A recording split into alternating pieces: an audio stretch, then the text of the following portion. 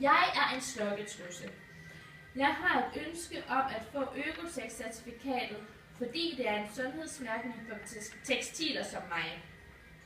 Dette betyder, at varen er testet og godkendt efter de krav, den internationale Økotex-forening har stillet. Blandt andet indholdet af kemiske stoffer, der kan mistænkes for at skade kroppen. Baggrunden for Økotex blev skabt i Østrig og opbygget af østrigske standarder.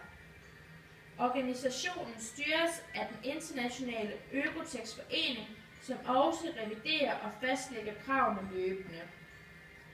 Der findes 15 tekstilinstitutioner, som har ansvaret for standarden i 60 lande.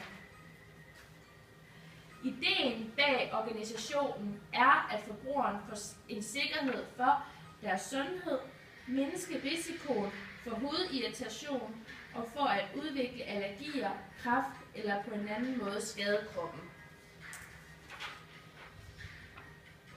For at få Økotex-mærkningen skal jeg først udfylde et ansøgningsskema.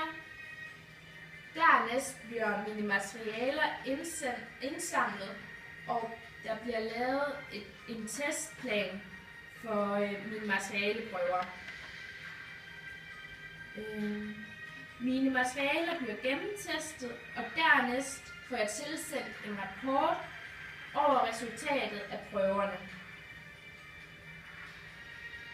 Hvis jeg ikke bliver godkendt, skal jeg igennem processen igen, men jeg blev naturligvis godkendt og får tilsendt certifikatet, som er gældende i 1 år.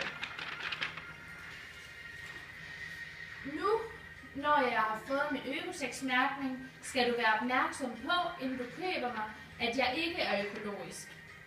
Min mærkning siger ikke noget om processen, hvordan mine materialer er blevet fremstillet, hvilket arbejdsforhold jeg er produceret under, samt hvordan jeg er blevet renset, og hvilke kemikalier der er blevet brugt.